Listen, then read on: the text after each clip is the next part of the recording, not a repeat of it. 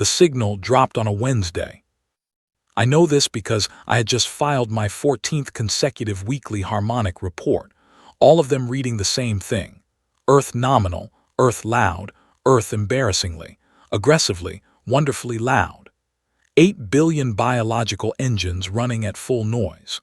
Wars bleeding into music, bleeding into traffic, bleeding into children screaming at each other over games I would never understand. The planet had been transmitting since the moment we found it, 2 centuries ago, and in 2 centuries it had never once shut up. I am Veth Kalos. I am a chorus-class diplomat of the Galactic Union, which means I was born into sound the way humans are born into oxygen. My species does not experience silence. We experience it the way a body experiences the absence of blood, not as quiet, as wrong. Wednesday, 14th report filed. Harmonic T cooling on my console, and then the feed from Earth's relay cluster returned a reading I had never seen in 40 years of monitoring. Nothing. Not static. Static has texture. Static is something. This was the specific nothing of a frequency that had simply ceased to exist, the way a voice stops mid-sentence and the air where the words were feels heavier than the air around it. I ran the diagnostic 3 times. The equipment was fine.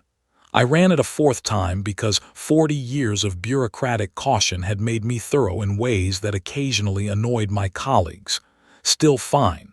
The equipment was reading correctly. Earth had gone silent. I filed a Level 2 anomaly report. Equipment malfunction suspected. External relay interference possible. Recommend secondary scan within 48 hours. I went back to my tea. I told myself the most likely explanation was always the simplest one. I had been telling myself this for 40 years and it had served me well. 48 hours later, still nothing. I filed Level 3. A senior analyst named Corvasith reviewed it, made a note, and asked me to continue monitoring. I continued monitoring. The silence continued silencing. By day 5, I had moved to Level 4, which required a supervisor's signature and a formal union notification. By day 7, I was in a room with people whose titles had words in them I had only ever read in historical documents.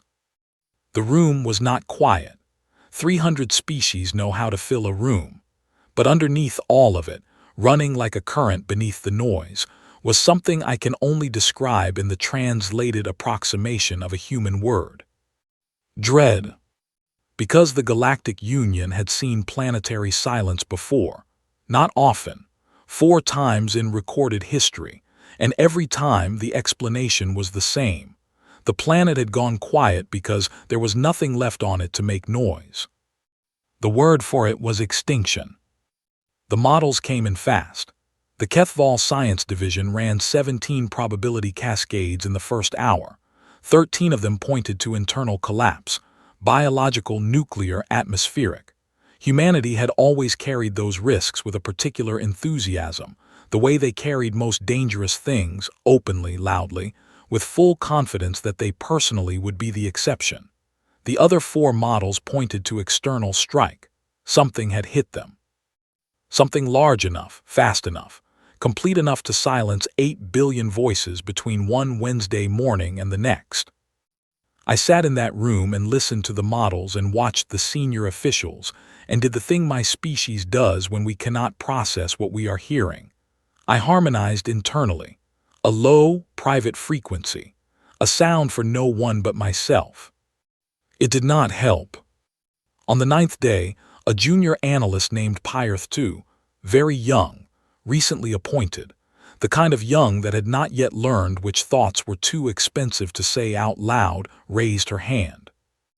"The models assume involuntary silence," she said. The room waited. What if it was voluntary?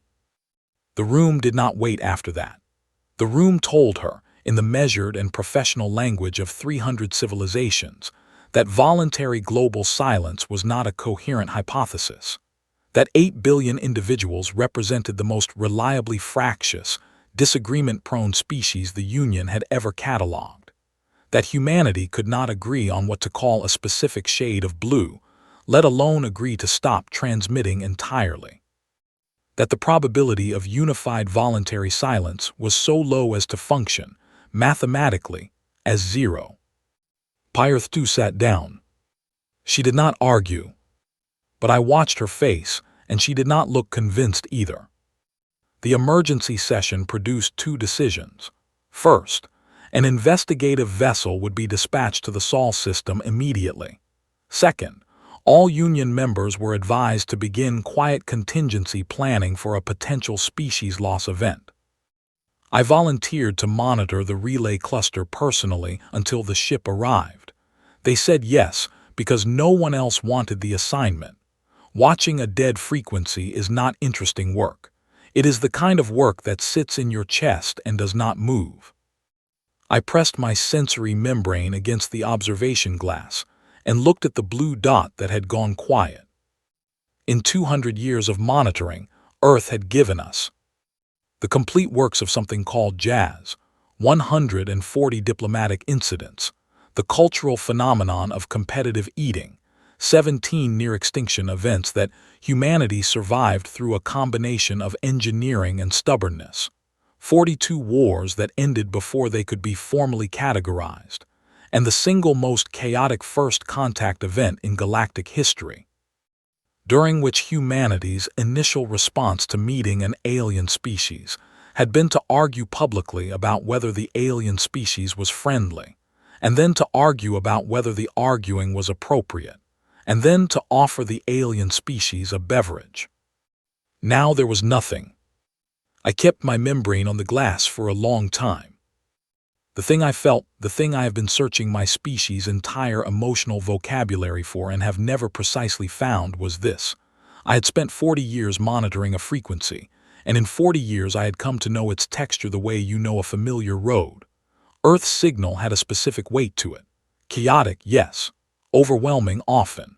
But underneath the chaos, consistent, present, alive in a way that was different from any other inhabited world I had ever tracked. The silence was not like the absence of noise. It was like the absence of something that had been holding something else in place. And whatever it had been holding, I realized, standing at that glass on the 9th day of Earth's silence, I had never been entirely sure what it was.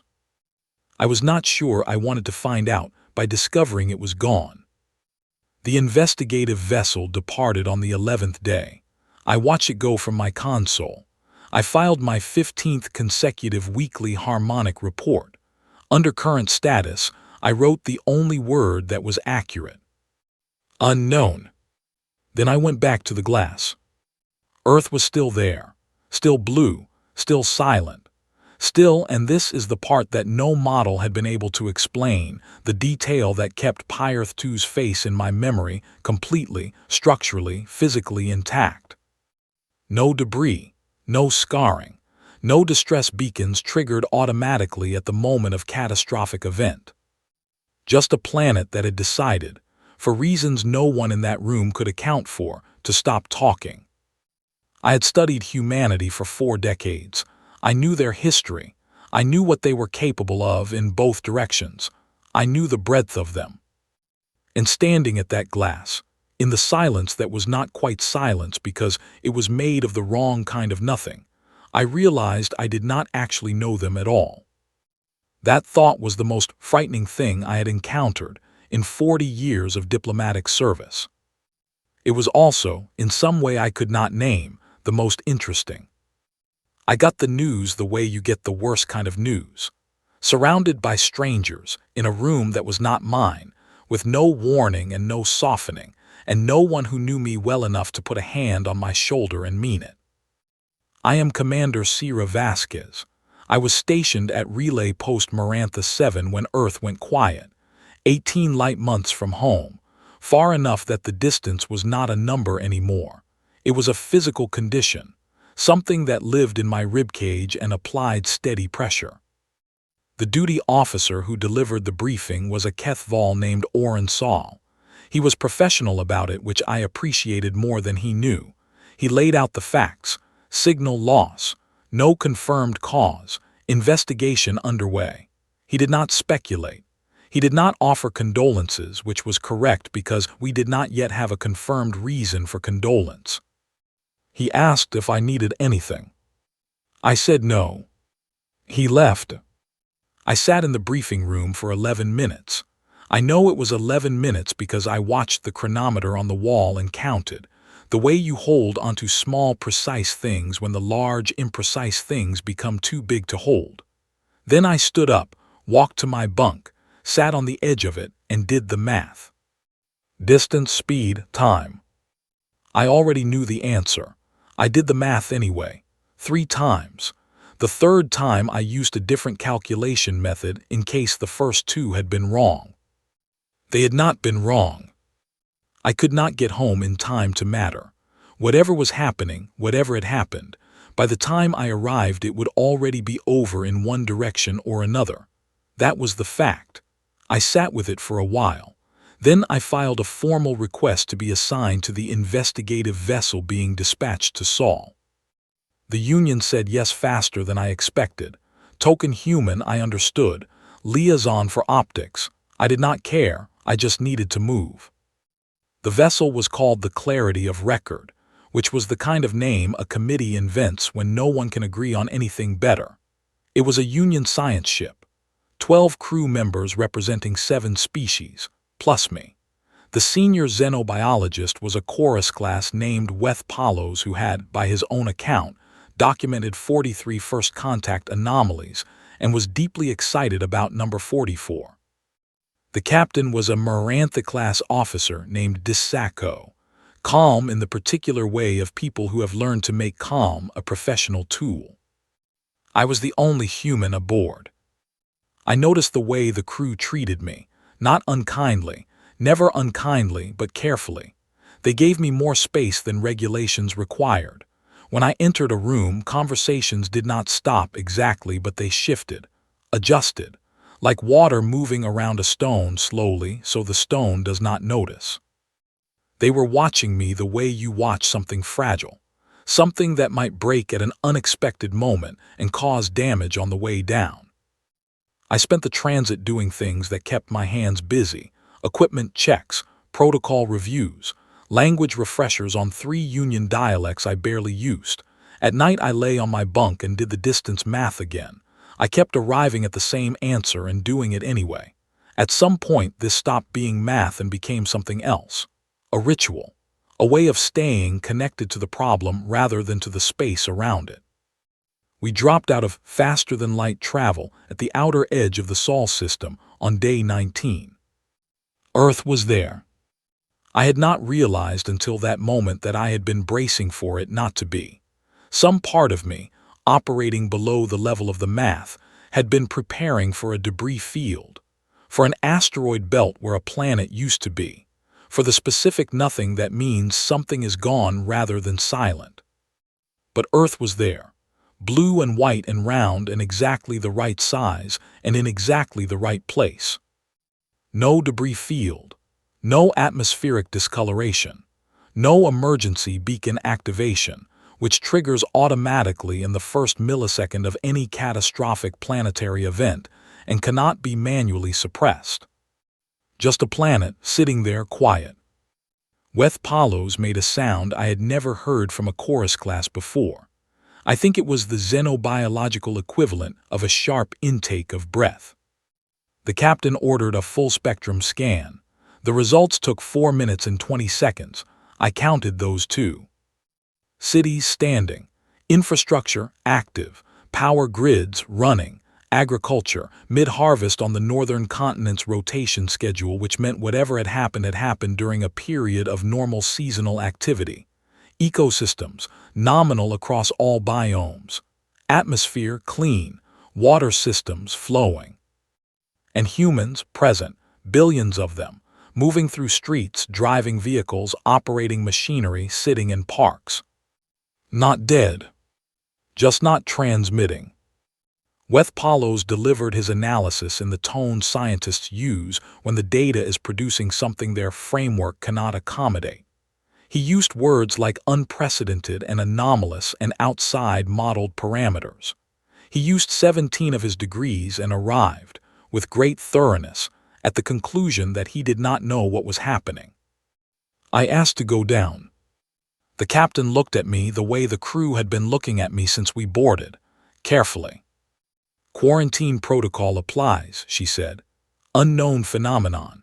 Possible environmental or cognitive cause. We cannot risk contamination in either direction." I pointed out that I was human, that the planet below was human, and that if there was a cognitive cause, it had presumably already been cognitively causing things to me at a genetic level for my entire life. The captain said that was precisely why she was concerned. I did not argue further. Not then. I went to the observation deck instead and stood at the window and looked at Earth and did something I had not done in 19 days. I stopped doing the math. The math kept telling me I was too far and too late and too limited. The math was a comfort and a cage simultaneously.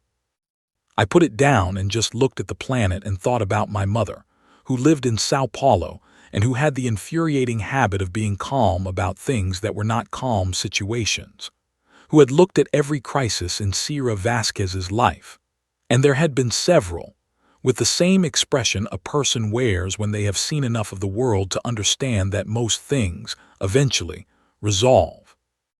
I wondered what she was doing right now, whether she was in the market, whether she was sitting in her kitchen with the window open because she liked the street noise, whether the street noise was there. I stood at the window for a long time, then I went to my bunk, I lay down, I closed my eyes. I thought about the quarantine rotation schedule, which I had memorized, not out of any particular intention, but because I memorize schedules the way some people memorize song lyrics. Automatically, involuntarily, a brain function that had served me well in certain professional situations and was serving me now. I thought about the shuttle bay on Deck 6. The survey craft were two-person vessels but could be operated solo with minor adjustment. I had flown single-seat craft since I was 17. The atmospheric entry window for Sao Paulo's longitude was optimal between 3 and 5 in the morning, ship time. The crew rotation on Deck 6 changed at 0300. I thought about all of this very calmly, the way my mother thought about things. Then I went to sleep. I set my alarm for 0245. The morning came the way mornings always come, without asking permission. I got up. I put on my flight suit, the Union Issue 1, standard gray, the kind that every relay officer in the fleet wore. I clipped my communication badge. I did not take a weapon because there was nothing down there to aim one at. I did not take extra equipment because extra equipment would slow me down. I walked to Deck 6. The rotation had just changed. The new officer on duty was a young Marantha class named Velas who was 11 days into his first posting and was therefore simultaneously very alert and very uncertain about which situations required intervention. He watched me walk to survey craft number 3. He watched me run the pre-flight check. He said, "Commander Vasquez, this bay is under quarantine protocol." I said, "I know." He said, "I'm required to log any unauthorized departure." I said, "I know that too, log it." He looked at me for a moment with the expression of someone doing rapid calculations about rank, protocol, and the specific look in my eyes, which I have been told is not a look that invites further discussion. He logged it. I sealed the cockpit and ran the engine sequence and lifted off before anyone on the bridge had time to respond to the log entry. By the time Captain DeSacco's voice came through the comm asking me to hold position, I was already at the bay doors. The bay doors were on an automated safety override. They opened for any active engine signature below a certain tonnage. The survey craft was below that tonnage. The doors opened. I went through them. Behind me, the comm filled with voices, Union protocol language, official terminology for unauthorized departure, a request, very firm, very official, to return to the vessel immediately. Then atmosphere, cloud layer, the voices went ecstatic. I was alone in a way I had not been in 19 days. Alone with the controls and the orange heat of entry, and the clouds coming up fast, and the brown-green shape of a continent I recognized below. Sao Paulo's coordinates were already in the nav system. I had entered them the night before. I came in low over the city and looked down at it through the cockpit glass, and felt the thing break open in my chest that I had been holding closed with math for 19 days. The streets were full, traffic moving, markets open, afternoon sun on glass buildings I had grown up looking at. A schoolyard, I could see it clearly from this altitude, with children running in complicated patterns that might have been a game. Nobody looked up. I sat down in a park on the north side, killed the engine, sat for a moment with my hands on the controls. Then I picked up my helmet, tucked it under my arm, and walked out into the Sao Paulo afternoon like I had simply gone for a very long drive. A woman at a fruit stall 20 meters away glanced at my gray Union flight suit. She looked at my face. She looked back at her fruit. "You are back early," she said, in Portuguese, mildly, the way you note a change in the weather. I looked at her, at the normal street behind her, at the completely, structurally, peacefully intact city that should not have been any of those things. "What happened?" I asked. My Portuguese was rusty. The words came out slightly crooked. She picked up a mango, examined it, put it down, picked up another one. "We voted," she said. I stood on a sidewalk in Sao Paulo in a Union flight suit with a helmet under my arm, and the entire Galactic Union fleet in orbit above me waiting for an explanation. "All of you," I said. "It took about 6 weeks," she said. "The final count was very clear." She held out the mango. I bought it without thinking. I stood there holding it. She went back to her fruit. I started walking toward my mother's apartment. The street was loud, normal loud, market noise and engine noise and someone's music from a third-floor window and 2 people arguing about something with great energy and zero urgency. Earth was not silent at all. Earth had just stopped talking to us. The shuttle hit the cloud layer at 6,000 meters, and the comm went ecstatic, and everything above that cloud layer stopped being my problem. Below me, Sao Paulo in the afternoon, my mother's city, 8 million people who had, apparently, voted on something. I kept my hands steady on the controls. Entry angle at 4 degrees, airspeed nominal, everything by the book except the part where I had stolen the shuttle and left a formal log entry that was going to require a great deal of paperwork. The clouds cleared. I have flown into a lot of places over the years. Military postings, relay transfers, Union assignments on 4 different planets. You develop a sense for what a place is doing when you come in from above, whether it is tense or collapsed or ordinary, whether the streets have the specific stillness of fear or the specific movement of something functioning. Sao Paulo was functioning. Traffic, markets. The schoolyard I had spotted from higher up was still full of children doing whatever they were doing with a ball, which appeared to involve a great deal of disagreement and no clear resolution, which felt appropriate. The highway running north of the city had congestion near the interchange, which it always had, which it had been having since before I was born. I sat down in the park, killed the engine. Sat with my hands on the controls for about 30 seconds. Then I walked out into the afternoon. The woman at the fruit stall said what she said. I bought the mango without thinking. I stood there holding it like evidence. She had said, "We voted." "All of you?" I had asked. The final count was very clear, she had said, and gone back to her fruit. I walked to my mother's apartment on the Rua das Flores, which was 8 blocks from the park and which I had walked approximately 10,000 times in my life, in every emotional condition a person can be in. I had walked it at 15 with a failed exam in my bag, at 22 after my first deployment orders, at 31 when my father got sick, At 38, when he stopped being sick because he stopped being anything. The street was exactly the same. The bakery on the corner was open. The man who always sat outside the pharmacy reading a physical paper book was sitting outside the pharmacy reading a physical paper book.